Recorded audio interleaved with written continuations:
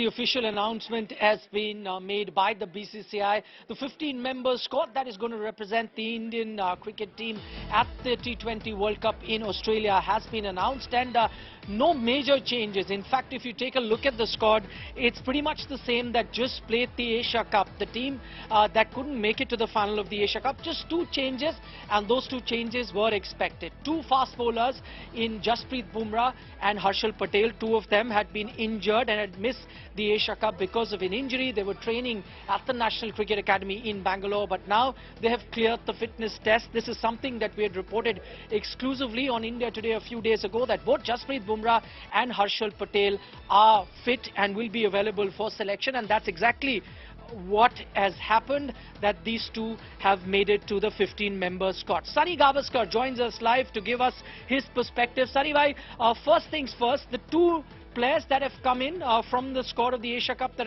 if I'm comparing, in Harshal Patel, Jasprit Bumrah, and even though they look like just two changes on paper, but that lends a lot of solidity to the Indian team with such two experienced fast bowlers coming in. Yes, I think this looks like a very, very good team. This is, with Jasprit Bumrah and Harshal Patel in particular coming in, that does give confidence that India will be able to defend totals. India's problems have been in trying to defend totals. So I think that certainly these two stalwarts coming in will certainly give that added edge to the Indian bowling attack. Sahiba, the two names that are now part of a lot of social media chatter, that is Rishabh Pant and Deepak Hooda. The two of them didn't have a great outing at the Asia Cup. In fact, if you take a look at Rishabh's record in T20 cricket, it hasn't been great in the recent past, yet he makes it to the 15. What are your thoughts on Hooda and Pant? Both of them should consider themselves lucky to have made it into the 15? Well, both of them actually have the capability of turning the match around with their batting, as well as with the way I mean, Rishabh Pant with his wicket keeping, he can take some extraordinary catches. Deepak Hooda is an outstanding fielder. He can come in and bowl a couple of overs as well if required. So yes, I think it's a good selection. It's a very good selection. Any names, Sahiba, that you can think of? Because, I remember you talking about Deepak Chahar. There were also talk about someone like a Shubman Gill, who's been in very good form. None of these players have made the cut. Any other names that you can think of, or even them who are unlucky to have missed out on the 15? Well, I think Deepak Chahar is the one name that stands out. But then I think they have also retained Arshdeep Singh, because he gives the left-handed variety to the attack. So, like I said, it's a good selection. We can always quibble about this one and that one. But remember one thing, Nikhil, the selection's done. This is our team now. Right. This is India's team. So let's not go asking why not this, why not that. We back this team 100%. Let's not ask any questions why this one was selected and why that one was not selected. This, now that the selection is done, is our team. Our India's team. Back them 100%.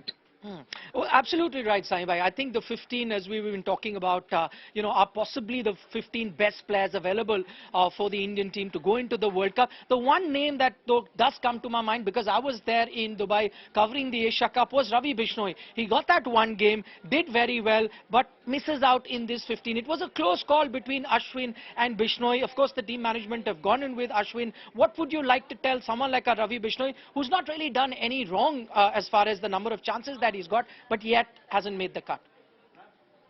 Well, he's got age on his side, and there's another T20 World Cup in a couple of years' time. There are plenty more T20 World Cups that he can be playing. So he's just got to keep on performing. He's got to perform in such a way that he becomes undroppable. So that's the only way, to look at it. And yes, he's a young man. I think it's a good experience for him to know that you can't get into every team. The one thing that you notice when you take a look at this squad, and I was comparing it to the last T20 World Cup, out of the 15 that have been selected this time, 9 are exactly the same that were also part of the last T20 World Cup, which didn't go the way India would have wanted it to be. But what gives you confidence that this time, this set of 15 can go a step further? Because they're playing in Australia.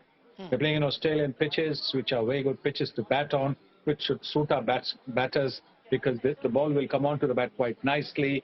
They can play through the line because the ball won't move that much. It will move at the start of the innings, but it won't move that much. They can play through the line. The spinners will get a little more bounce. They might not get as much turn as you get in the subcontinent, but they will get a little more bounce. The boundaries are big, so it's not going to be easy to collar our attack. So yes, all these factors, and the fact that I think this young team is a very, very good fielding unit as well. So that gives you the confidence that this team will go all the way. Final question, Saimai, before we let you go. And just looking at the 6 T20Is that India plays before the T20 World Cup, 3 against Australia, 3 against South Africa. And what I noticed that Arshdeep has been rested for the Australia T20s, and then you've got Bhuvneshwar and Hardik Pandya, they're rested for the South Africa T20s. What do you make of this selection policy now? Again, we see this rotation policy happening, because I remember speaking to you after the Asia Cup debacle, and you said that you'd like this to stop because you've got only very few games to go for the T20 World Cup. You would want the best 11 to continue playing, so that the team can be in sync. Yet we see that that rotation policy is still on. Well, ideally you want them to play as much as possible, the bowlers in particular, because you want the bowlers to get into their rhythm. And it's not easy for the bowlers or even for the batters, if they have a little bit of a break, to start hitting the ball cleanly as batters start hitting the ball cleanly after a break. So as for the bowlers also to be able to find their rhythm is not easy. So ideally, yes, play them till the end of the T20s. Then yes, give them a break for the one-dayers that are there. Maybe if the batsmen have not found form, pick 1 or 2 of the batsmen to play in the ODIs as well, so that they can get a lot more time to get that rhythm, 50 overs. So that is what hopefully will be done. Bhuvneshwar Kumar has had a fair bit of bowling. He's done in the Asia Cup as well as just before that. So maybe he's been given a break. So whatever it is, now's the time to back this team.